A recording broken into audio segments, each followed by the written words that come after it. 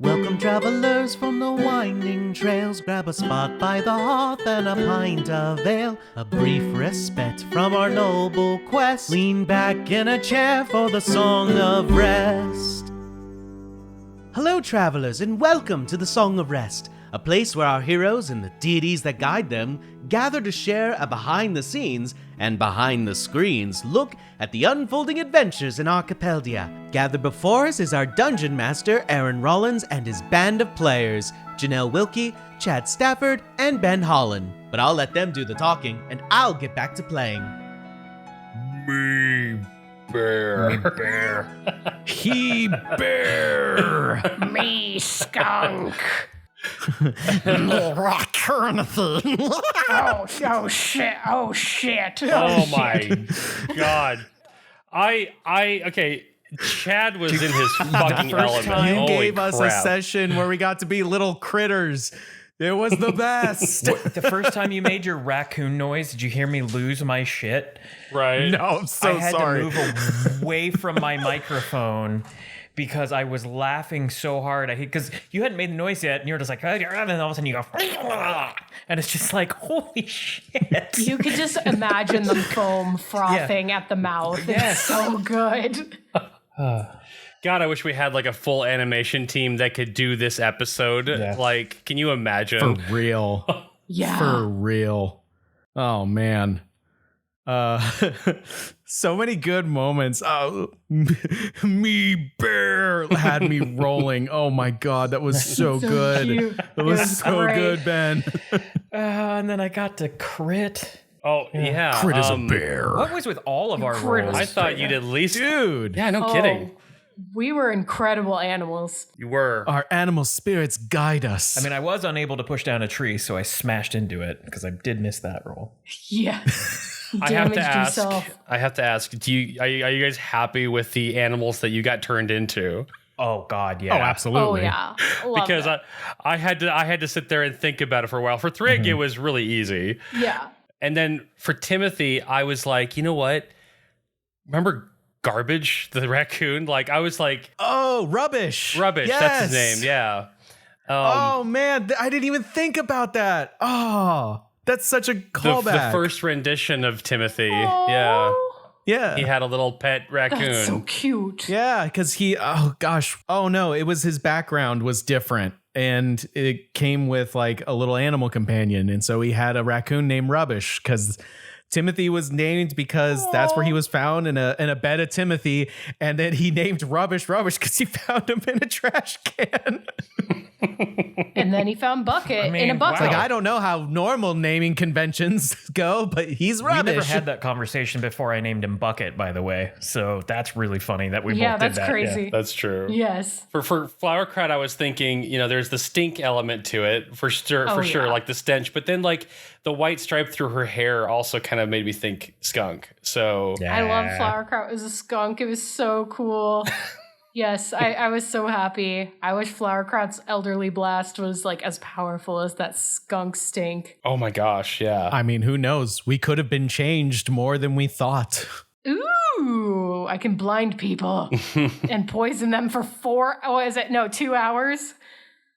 Blind them for 4 minutes and poison them for 2 hours? Holy cow. The poisoning for 2 hours. That's pretty wild. No, no kidding. Brutal.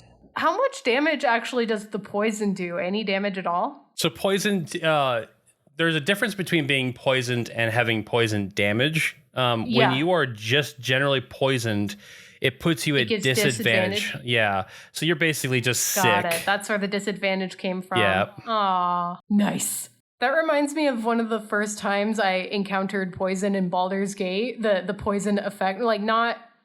So I wasn't getting poison damage, but I had the disadvantage.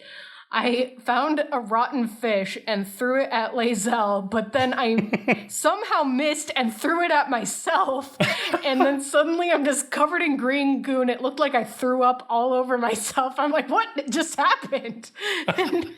That's hilarious. And then I saw that I had the poison status effect. I'm You like, messed up okay. and threw it at yourself. I love that so much. Yeah, I don't know how that happened. I just looked so ridiculous, covered in green. Because Lae'zel's like, serves you right. Absolutely. I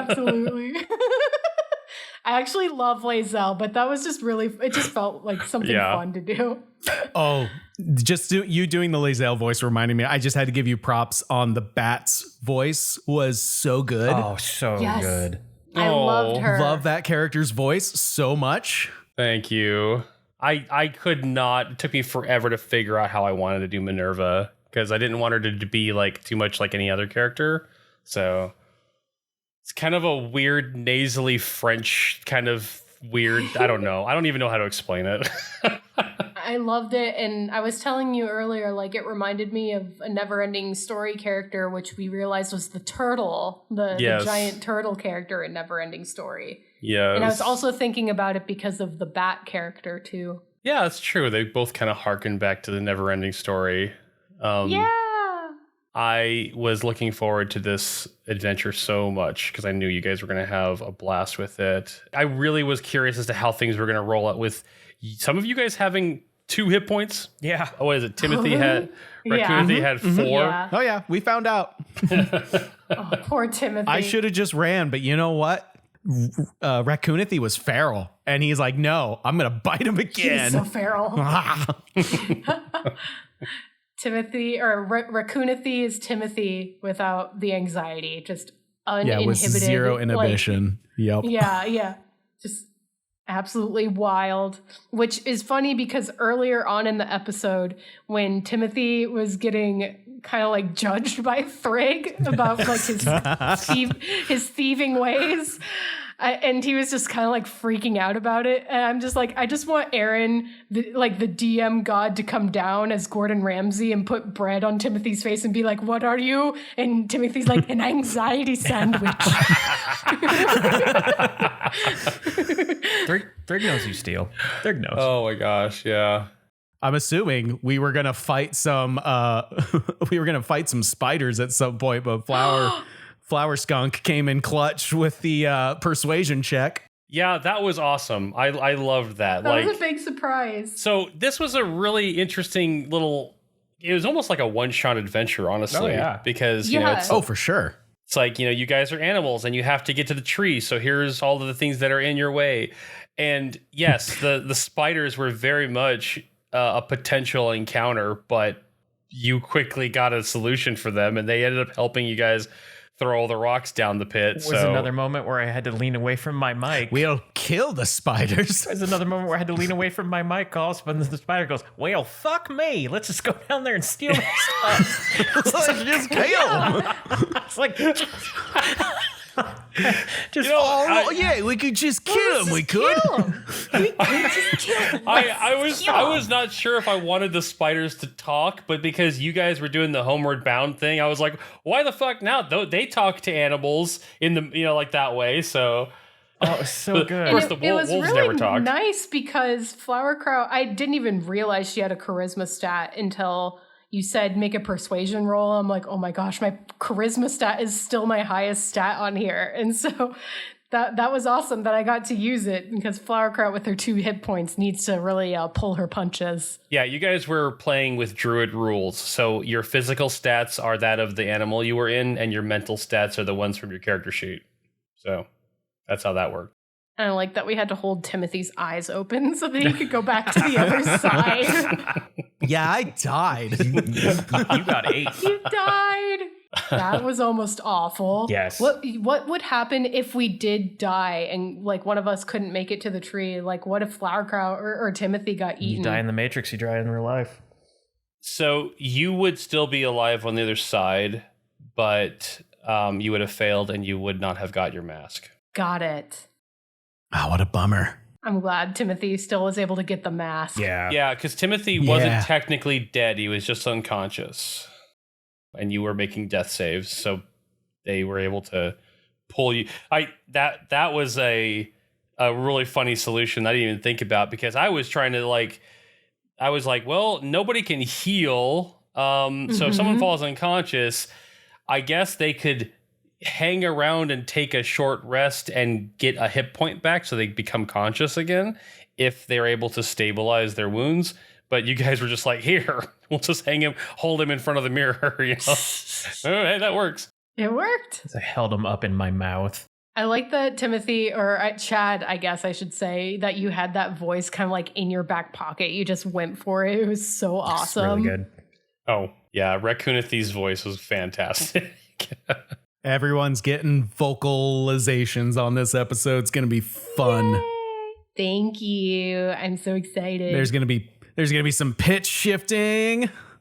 Can't wait to hear this. Obviously, I haven't edited the episode yet, so I'm looking forward to hearing the chipmunkification of Flowerkraut and Timothy's voice, and then the absolute monster that we're gonna make Thrig's voice sound like. I'm so excited. I'm also going to make you some Mission Raccoonable music. When you started humming the Mission Impossible theme, I have something already in my head for you. I got something. Speaking of custom music for the episode, Aaron coming out with the Rainbow Connection. No, you can't say that. You can't say that. That was so cool. Yeah, it's the Planeflow. Aaron, excuse me. Our lawyers just knocked on the door. Hold on. Mm-hmm. Sorry, I had to redact the last statement I just made. Aaron came out with the planar connection. Planeflow Connection. Sorry, the lawyers came back in again. Hold on. The Planeflow. Aaron came in with the Planeflow connection. That was amazing, Aaron. That was so great. Thank you, by the way, and I'm glad you guys appreciate it, because I really wanted to do this with Remington with his banjo, and I probably re-recorded this so many times, just sitting here wanting to like make it sound okay. And anyway, I'm glad you guys liked it. It sounded great. It's fantastic, and I can't wait for next episode when I get to tell Timothy what that song does. Oh my God. I better turn into a feral raccoon again. Oh my gosh. You can turn me into a bear, into Thrig's true form anytime you want. Aww, his true form. Chad, were you saying before that you had played animal characters like this before, or you said a bear as well? A home game. Yeah, we turn into a bear and do a really bad Winnie the Pooh impersonation, but just like say the worst things imaginable. Just like, oh my gosh. Yes, Christopher Robin, we will make the rivers run red with their blood.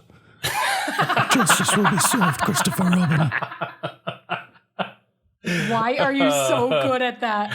They shall die tonight in hell, Christopher Robin. You're too good at that. That's amazing. Oh my God. And then one of our players was a mounted combatant, so it would just be riding Winnie the Pooh into battle. Oh my God. It's really funny. That's so amazing. I love it. That is fantastic. My teeth and claws are razor sharp, Christopher Robin. There's so much blood.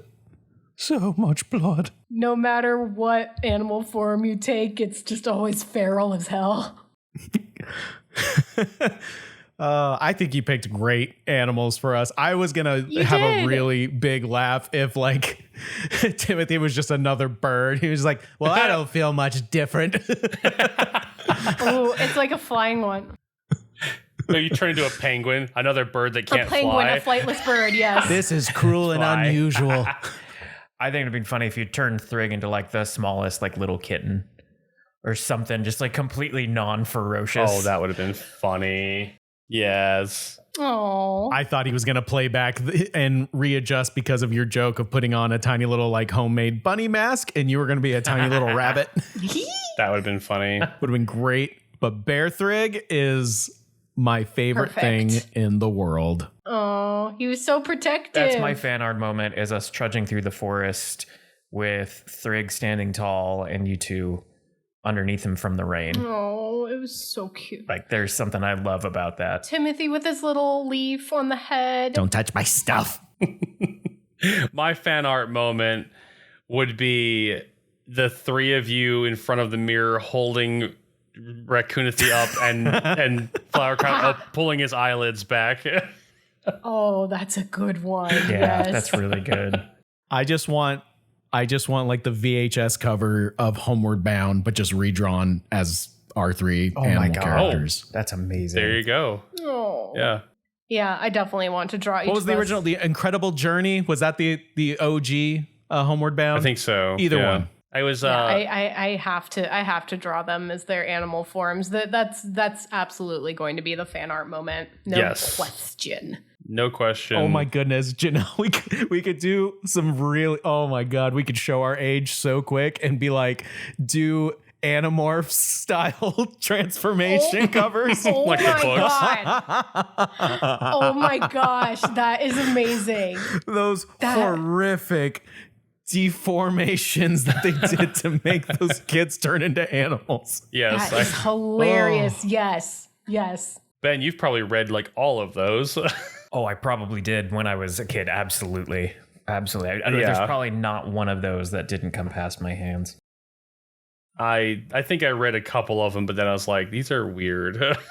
Everyone has seen these covers, I feel, but if you haven't, please look them up. Just Google like Animorphs covers. It's so funny. I mean, it was a book. There's several books, and it was a TV show too. I don't know if it went any further than that, but it was pretty prolific in the 90s. I'm looking at one right now called The Stranger, with a girl turning into a bear, and the third transformation in is a nightmare. And everyone should go look that up right now. That is I'm horrific. I'm looking at the one where the kid turns into a cockroach, and it's disgusting. What's the name of that? I've never seen that one. ew. Oh my gosh. Okay, it's book 29 through 32. 29, I got it. Yeah. I got it. Oh my god. What? Ew, the spider one. Ew. Yeah, if one of you want to make these covers, I'll get mad. If we didn't date ourselves with Animorphs and Homeward Bound, I did it at the very beginning with a Magic School Bus song. Oh my god. My favorite is the starfish. That is hilarious. Oh my god. Oh my gosh, I'm seeing the starfish one. That is just so hilarious. You just turn Flowerkraut into starfish, like, what the hell? I can't do anything. I can't do shit. Breathe. Nathaniel, I'm going to try breathing. Turns out I don't need to. God, there's one with this girl turning into a squid. That is the worst thing I've ever seen. The Exposed. Oh god, my yeah. God. She's in the water. Look at her head in like the third shot. Like in the fourth one, she becomes like Mac and Me. If you guys are listening to this and have no way of looking these things up, we apologize. This is a podcast, unfortunately. Yes, we'll stop for now, but please check it out when you have a chance. We'll stop talking Yes. about it. I ain't stopping looking at it. Every once in a while, we'll just hear Ben go, Do the Wilford Brimley. Now I scrolled down far enough, and there's just a series of covers that isn't like the transformation, but it's like the mid transformation. Like this kid is half eagle, half human. You know what? I want to sleep tonight. Put my phone down. This is like, the artists for this, it's like, this is pretty chaotic stuff. Like, good This God. is what I would expect AI to do. Yeah. yeah. This is a feral artist for our feral podcast episode. and our feral dice rolls. Yeah. Oh, they were so good. So good. You guys were on fire. And so was the one wolf as well. Yeah. Like, okay, so that I knew that you guys were gonna pit Thrig Bear up against wolves or pack of wolves. I didn't think Thrig Bear's first claw attack would crit and kill the wolf, and I was like, Oh my gosh, well, right? having 2 attacks didn't really need 2 attacks, Thrig. Just needed the one. And I was actually kind of sad. I wanted to bite him. Yeah. Flowerkraut had a bitey's attack. Well, you kind of bit me just very softly. Yeah. I was gentle. Flowerkraut had bitey's as well, but she couldn't do it. Like with her 2 hit points, there's no way she should stick around for it. I considered it for the spiders, but I was like, no, it's your like job. It's too risky. Yeah, you did exactly what that skunk was built for. It's perfect. I'm trying to think of how many times now, by the way, Timothy has been thrown in the air. It's got to be at least 3 now. This is like a key move for Timothy. Mm-hmm. I get up high. That's my job. I like that I got to rage.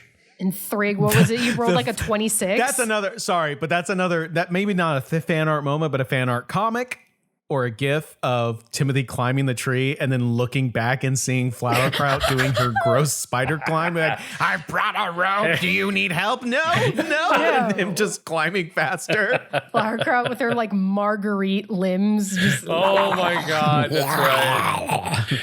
Oh, gross. so nasty. I love that so much. Her like upside down exorcist crawl. Yes. And yes, I rolled a 26 on the throw. Having a +7 to athletics whenever Aaron says, do an athletics check. Okay. Sounds great. Me through. Yeah. This is the one thing I'm made to do. I think Sherman could at least throw me up 15 feet. Holy shit. I like one of the first challenges of this adventure was to find that tree and how you guys would get there. I thought you guys did an amazing job, and Flowerkraut's like idea to walk on top of the trees and use the mage hand, that was genius. So cool. Props to you. Thank you. Yeah. I'm clutching that inspiration close to my chest. I'm so pleased. Yeah, hold on to that. Yeah, yes. That could save us from getting crushed by a stone column or, some other thing that almost killed you. Yeah. So no joke, Chad and I did what had to have looked like a drug deal in a parking lot today. Like, to anyone watching from the outside, it had to look like we were doing something nefarious. But part of it was a discussion of like how bad that Jabberwock was going to kill us tonight, and if we needed to fight it or needed to run away. And this was never what we thought was going to be a potential option. No, would have never guessed the direction for the evening. Also, just to clarify, we were handing off Tucson Comic-Con merchandise. Yeah.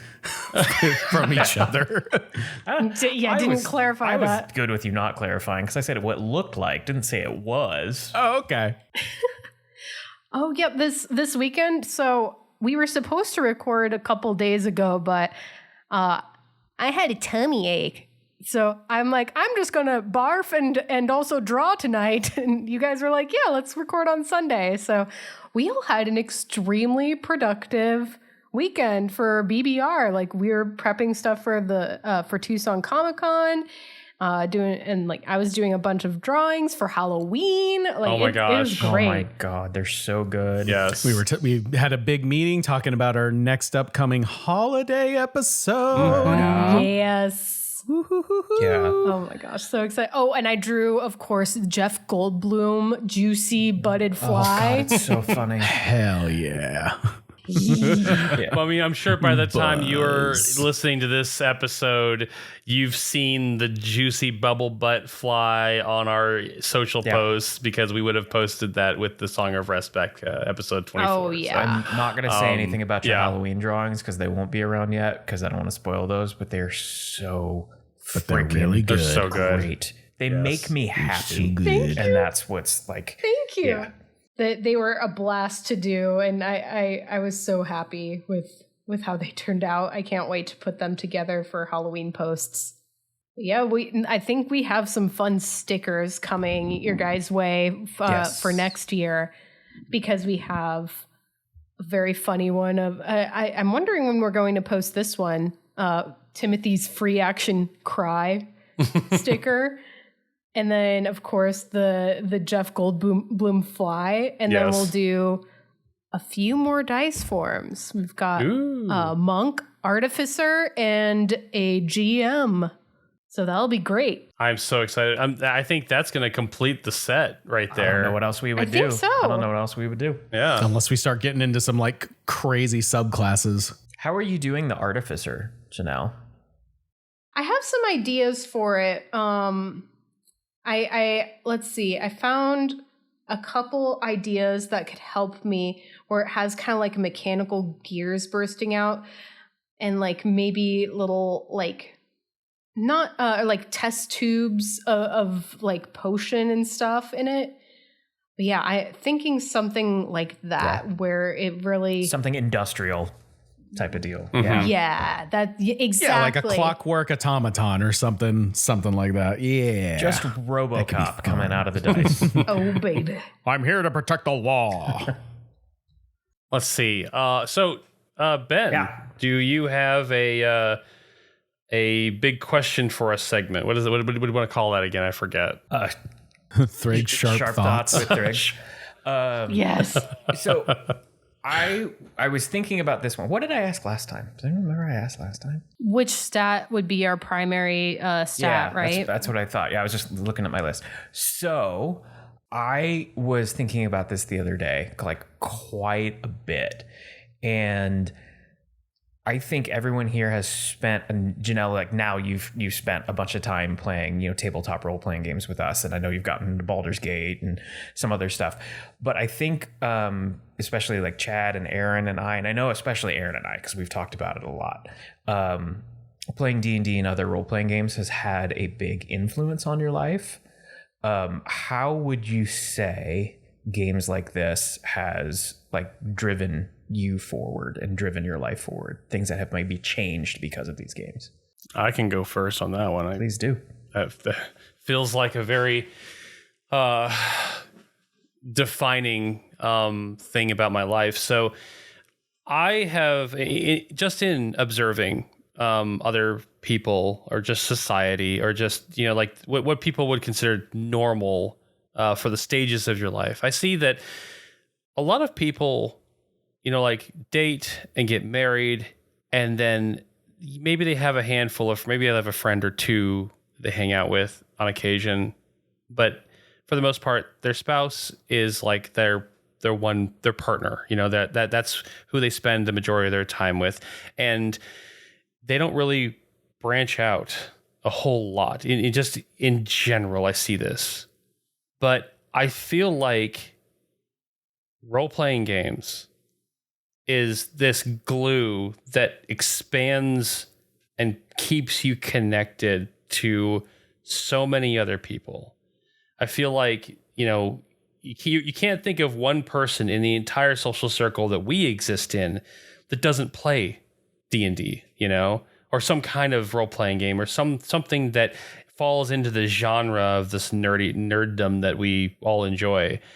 And so I don't think my life, my social circle, my social life would be the same without tabletop role-playing games, because I've always said that the game was the catalyst to get your friends to come over and play this game, to come over and hang out.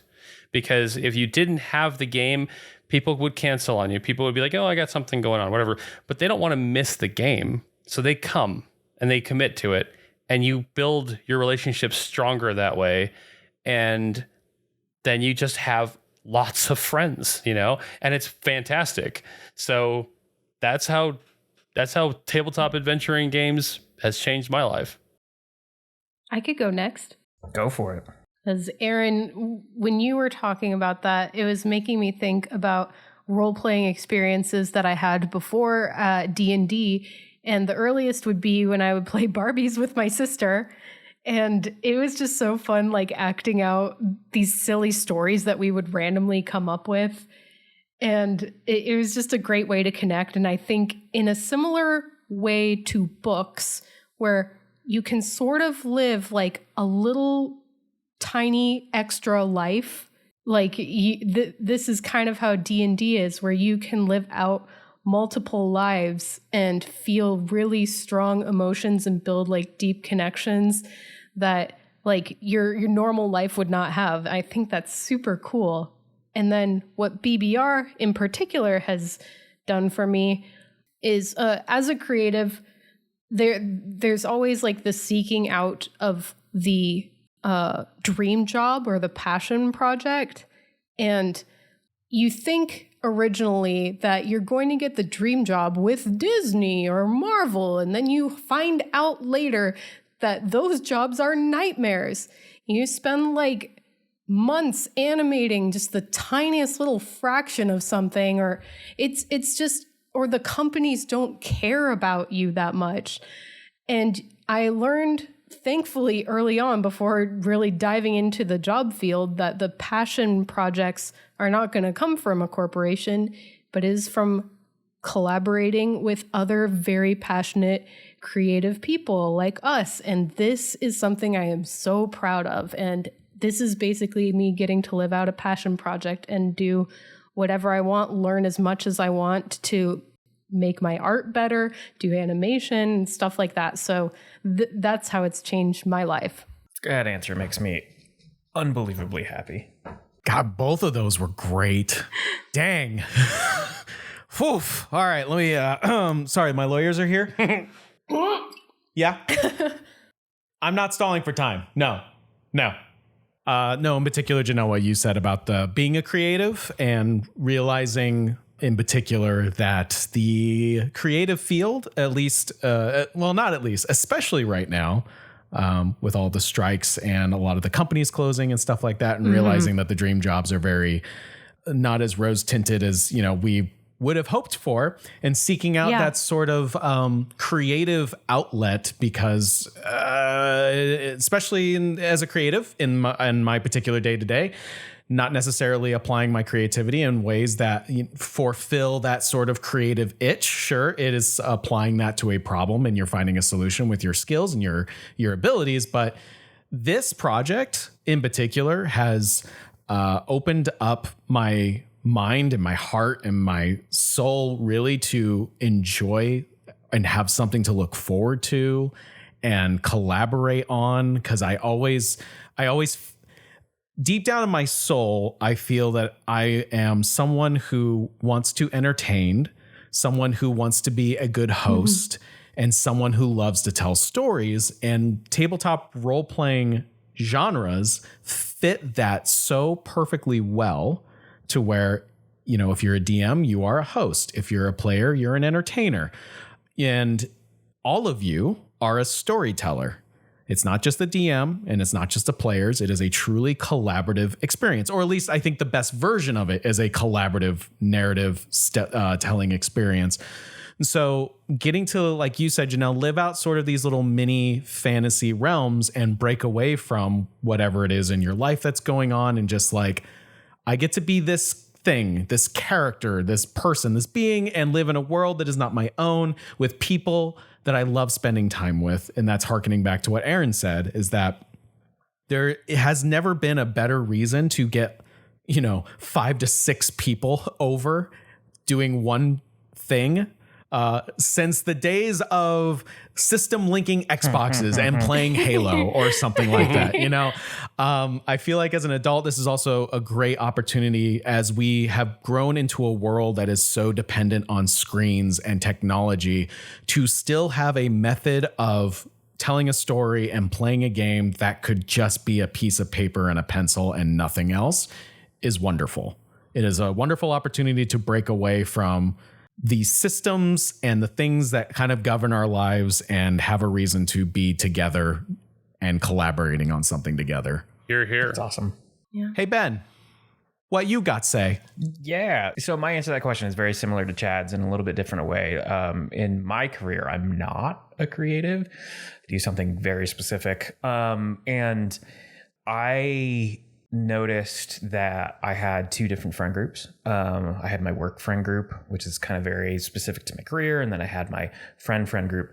And the older I got, I started realizing how much happier I was with the friend group that actually allowed me to be me and do the things that I wanted to do. And I ended up being a lot more successful in my career when I started kind of leaning on that crutch a little bit. Not even a crutch, that towards that, accepting that, hey, I can actually be pretty successful in my career and still be this weird freaking goofball that's over here. I don't have to do the professional thing that society kind of pushes you towards, right? To where you think, oh, you have to be successful. You have to be like this. So that's a big part of D&D for me. The other big part is my life is drastically different in the last 10 years that I joined my last D&D group, which will probably be pretty much my last D&D group forever. A friend of mine, we were playing in a game very consistently, and then I had a kid. And so I kind of stopped playing in that game. And then he went to play in a different game. And then when my kid got old enough, I got invited to that game. And that's how I met Aaron and Dustin. 10 years later, Aaron and Dustin's kids are my god kids somehow. And my life has probably never been more filled with friendship and people that, were like-minded and cared about the same stuff. And, wanted to just, you didn't even need an excuse to hang out together, right? You just hang out and be fun because everyone kind of had that thing in common, which was a thing I didn't have previously. So yeah, I owe a lot to role-playing games. I owe a lot to it.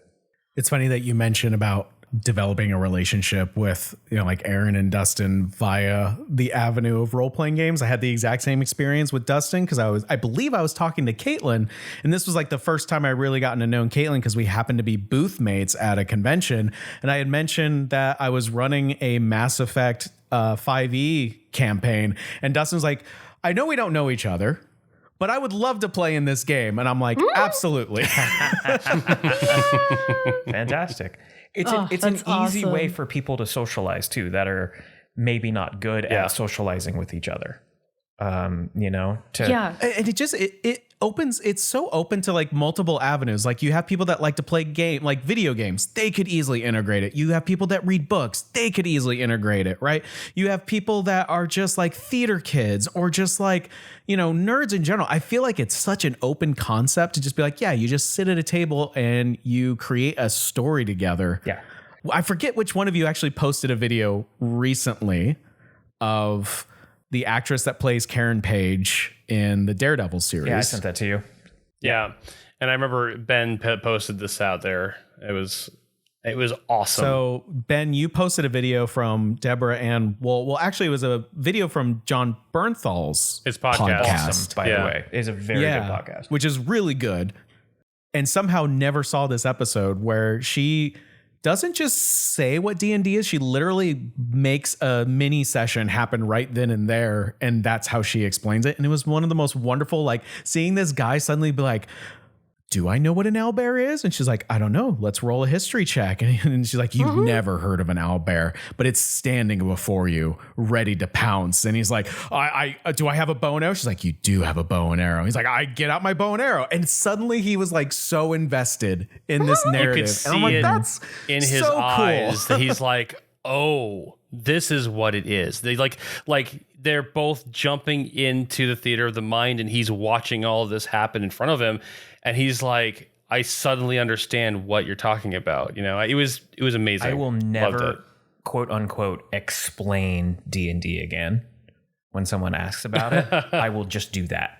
It's the most effective way I've ever seen to get someone and have an understanding of what this game is. And it was so cool. Well, thanks for answering Sharp Thoughts with Thrig. That was awfully sharp. That was pretty sharp. Razor sharp. And I think going beyond just like us, because I definitely do feel a difference between doing it, like playing a game in person and then playing for this show. And I am so greatly attached to these characters because we have art associated with them. We have episodes associated with them. We have merch associated with them. I'm like, I love Timothy so much that I feel like I could play this character forever and never get bored. I love that. Scratching off notes to kill Timothy in episode 32. Okay. Cool.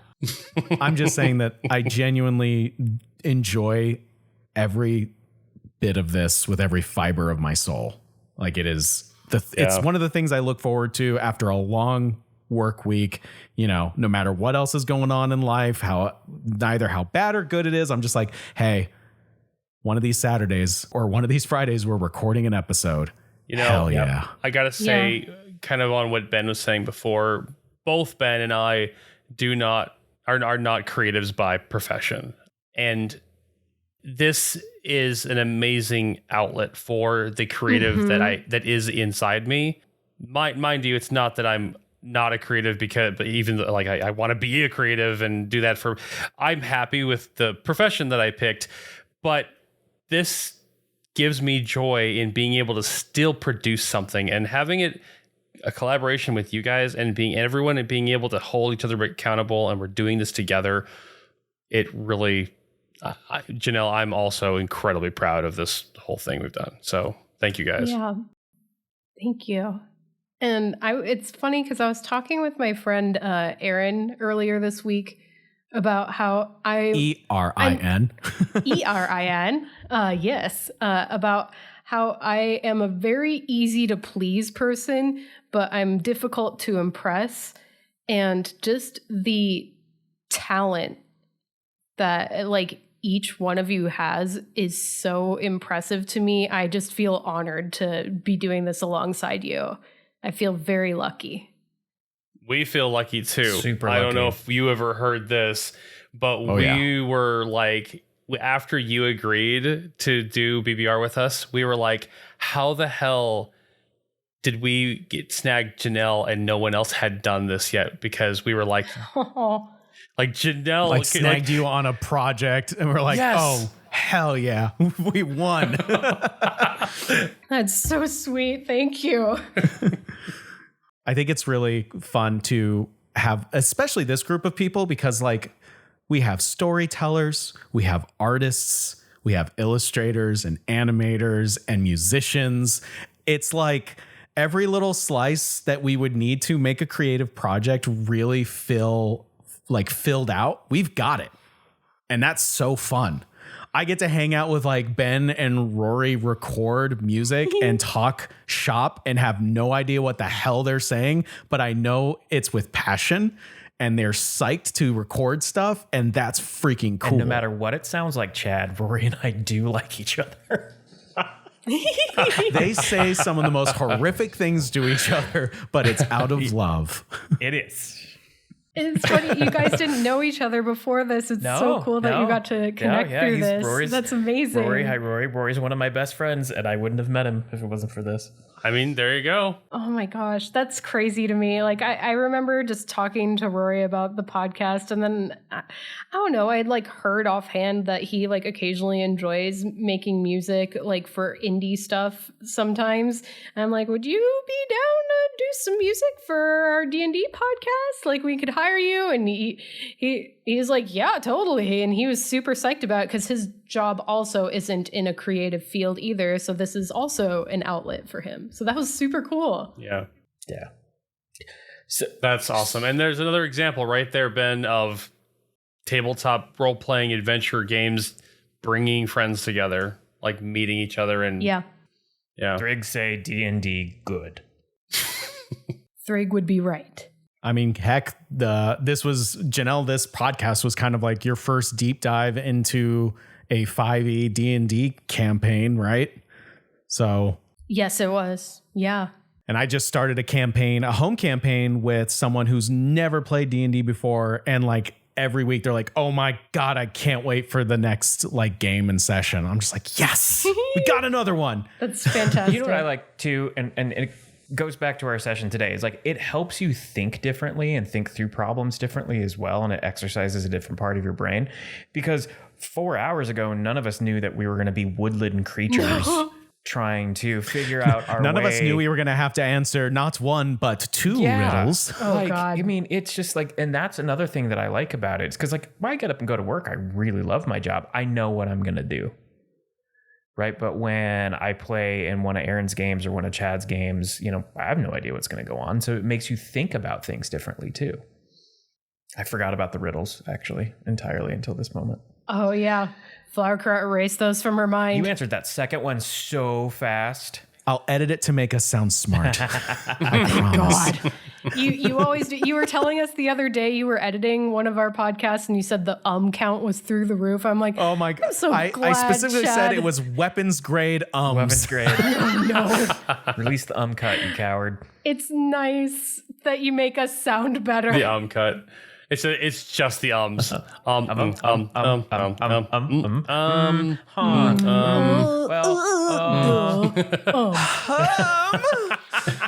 that one was a little too much. He's My bad. peeking. What were we saying before? The WAV spike? I'm wabbing. Yeah. Oh no, my waves.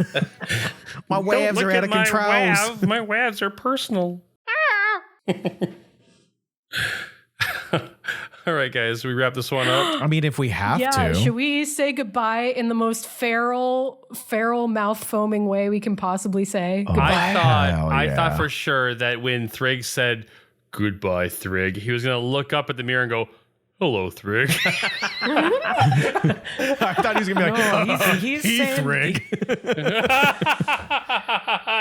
Yeah. He's sad that he had to not be Bear Thrigg anymore. A bear anymore. That's who he is. I do love Bear Thrigg very much. God, everyone loved their animals so It's much. We're just perfect. gonna have to do another adventure or something with everyone as animals. Yeah. Aaron, I have such a great idea. I know what you're gonna say. You're gonna love it. There's a book called Humblewood, and all you get to do is play as little critters. Yep, I knew you were gonna say it. I knew it. Let's go. After the Strangers of Power, of course. Yes. Yes. Oh shoot, that was a spoiler. Or it's a teaser. Huh? Yeah, that's true. Okay, I like that. Yes. You stay till the end of the credits for an MCU, and that was your prize. There you go. There it is. Feral goodbye on 3. 1, 2, 3.